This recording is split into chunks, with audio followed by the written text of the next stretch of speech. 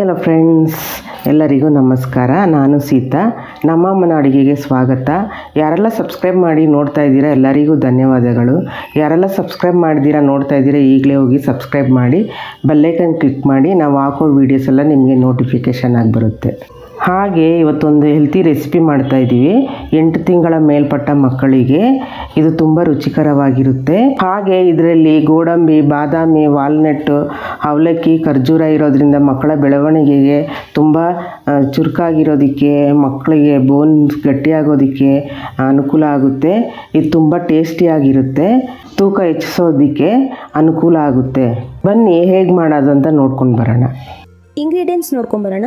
ಇಲ್ಲಿ ನಾನು 2 ವಾಲ್ನಟ್ ತೊಗೊಂಡಿದ್ದೀನಿ, ಹಾಗೆಯೇ 5 ಬಾದಾಮ್ ತೊಗೊಂಡಿದ್ದೀನಿ, 5 ಗೋಡಂಬಿ, 3 ಖರ್ಜೂರ ತೊಗೊಂಡಿದ್ದೀನಿ, 2 ಟೇಬಲ್ ಸ್ಪೂನ್ ಆಗೋಷ್ಟು ಕೆಂಪು ಅವಲಕ್ಕಿ ತೊಗೊಂಡಿದ್ದೀನಿ, ಹಾಗೆಯೇ 1 ಟೀ ಸ್ಪೂನ್ ಆಗೋಷ್ಟು ತುಪ್ಪ, 1 ಟೀ ಸ್ಪೂನ್ ಆಗೋಷ್ಟು ಬೆಲ್ಲದ ಪುಡಿ. ಇಷ್ಟೇ ಫ್ರೆಂಡ್ಸ್ ಇಂಗ್ರೀಡಿಯೆಂಟ್ಸು. ಮಾಡೋದು ಹೇಗೆ ಅಂತ ನೋಡೋಣ. ಮೊದಲು ನಾನು ಈ ಥರ ಬಿಸಿ ನೀರು ಹಾಕ್ಕೊತಾ ಇದ್ದೀನಿ.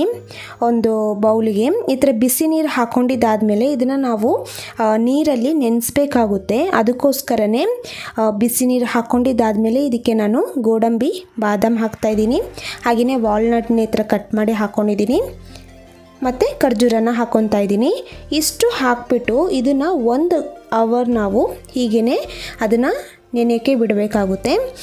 ಈ ಥರ ಕ್ಲೋಸ್ ಮಾಡಿಕೊಂಡು 1 ಅವರ್ ಹಾಗೇ ಬಿಡ್ತೀನಿ. ಇವಾಗ ಇನ್ನೊಂದು ಬೌಲ್ಗೆ ನಾನು ಈ ಥರ ಅವಲಕ್ಕಿನ ಹಾಕ್ಕೊತಾ ಇದ್ದೀನಿ. ಅವಲಕ್ಕಿನ ಕ್ಲೀನಾಗಿ ನಾವು ವಾಶ್ ಮಾಡ್ಕೋಬೇಕಾಗುತ್ತೆ. ಒಂದು 2-3 ಸತಿ ನೀಟಾಗಿ ಕ್ಲೀನಾಗಿ ವಾಶ್ ಮಾಡ್ಕೊಂಡಿದ್ದಾದಮೇಲೆ ಇದನ್ನು ಸಹ ನಾವು ಅವಲಕ್ಕಿನ ನೆನೆಸ್ಬೇಕಾಗುತ್ತೆ. ಇವಾಗ ನೋಡಿ 2-3 ಸತಿ ವಾಶ್ ಮಾಡ್ಕೊಂಡಿದ್ದಾದಮೇಲೆ ಇವಾಗ ನಾನು ನೀರನ್ನು ಹಾಕ್ಕೊಂಡು ಇದನ್ನು ಸಹ 1 ಅವರ್ ಹಾಗೇ ನೆನೆಯೋಕ್ಕೆ ಬಿಡ್ತಾಯಿದ್ದೀನಿ. ಇವಾಗ 1 ಅವರ್ ಆಗಿದೆ, ನೋಡಿದ್ರಲ್ಲ. ಇವಾಗ ಇದೆಲ್ಲ ಯಾವ ಥರ ಚೆನ್ನಾಗಿ ನೆಂದಿದೆ. ಈ ಥರ ಮಾಡೋದ್ರಿಂದ ಜೀರ್ಣ ಆಗುತ್ತೆ ಮಕ್ಕಳಿಗೆ, ಈ ಥರ ನಾವು ಫುಡ್ ಮಾಡುವಾಗ, ರೆಸಿಪಿ ಮಾಡುವಾಗ. ಇವಾಗ ನಾನು ಇದನ್ನೆಲ್ಲನೂ ಒಂದು ಮಿಕ್ಸಿ ಜಾರ್ಗೆ ಹಾಕ್ಕೊತಾ ಇದ್ದೀನಿ. ಮತ್ತು ಖರ್ಜೂರ ಏನಾದರೂ ಬೀಜ ಇದ್ದರೆ ಅದನ್ನ ತೆಗ್ದು ಹಾಕ್ಕೊಳ್ಳಿ. ಇವಾಗ ನಾನು ಅವಲಕ್ಕಿನೂ ಸಹ ಹಾಗೇ ಹಾಕ್ಕೊತಾ ಇದ್ದೀನಿ. ಇಷ್ಟು ಹಾಕ್ಕೊಂಡು ಇದಕ್ಕೆ ನೀರು ಏನಾದರೂ ಬೇಕು ಅಂದರೆ ಸ್ವಲ್ಪ ನೀರು ಹಾಕ್ಕೊಳ್ಳಿ.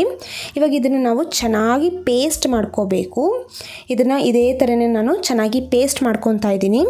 ಈ ಒಂದು ರೆಸಿಪಿ ಬಂದು 1-1.5 ವರ್ಷ ಮಕ್ಕಳಿಗೆ ನೀವು ಈ ಥರ ಮಾಡಿ ಕೊಡ್ಬೋದು. ತುಂಬಾ ಚೆನ್ನಾಗಿರುತ್ತೆ, ತುಂಬಾ ಇಷ್ಟಪಡ್ತಾರೆ. ಮತ್ತು ನೀವು ಇದನ್ನು ಬ್ರೇಕ್ಫಾಸ್ಟ್ ರೀತಿಯಲ್ಲೂ ಕೂಡ ಮಾಡಿಕೊಡ್ಬೋದು, ಇಲ್ಲಾಂದರೆ ಲಂಚಿಗೆ ನೀವು ಮಾಡಿಕೊಡ್ಬೋದು. ತುಂಬ ಚೆನ್ನಾಗಿರುತ್ತೆ.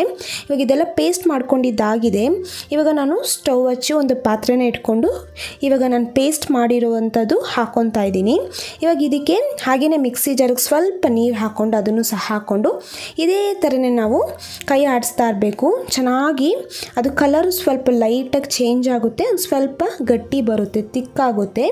ಇವಾಗ ನೋಡಿದ್ರಲ್ಲ ಇದೇ ಥರನೇ ನಾನು 1 ನಿಮಿಷ ಲೋ ಫ್ಲೇಮಲ್ಲೇ ನಾನು ಇದನ್ನು ಮಾಡ್ಕೊತಾ ಇದ್ದೀನಿ. ಇವಾಗ ನೋಡಿದ್ರಲ್ಲ ಒಂದು ಸ್ವಲ್ಪ ಗಟ್ಟಿಯಾಗಿದೆ. ಇವಾಗ ಈ ಥರ ಸ್ಟೇಜ್ ಬಂದಾಗ ನೋಡಿ, ಈ ಥರ ಕುದಿ ಬರುತ್ತೆ. ಈ ಟೈಮಲ್ಲಿ ನಾವು ತುಪ್ಪನ ಹಾಕ್ಕೋಬೇಕಾಗುತ್ತೆ. ನಾನು ತುಪ್ಪನ ಹಾಕ್ಕೊಂಡು ಇದೇ ಥರನೇ ಚೆನ್ನಾಗಿ ಕಲಿಸ್ಕೊತಾ ಇದ್ದೀನಿ. ಇವಾಗ ನೋಡಿ ಈ ಥರ ಎಲ್ಲ ಆದಮೇಲೆ ಈ ಟೈಮಲ್ಲಿ ನಾನು 1 ಟೀ ಸ್ಪೂನ್ ಆಗೋಷ್ಟು ಬೆಲ್ಲದ ಪುಡಿ ಹಾಕ್ತಾಯಿದ್ದೀನಿ.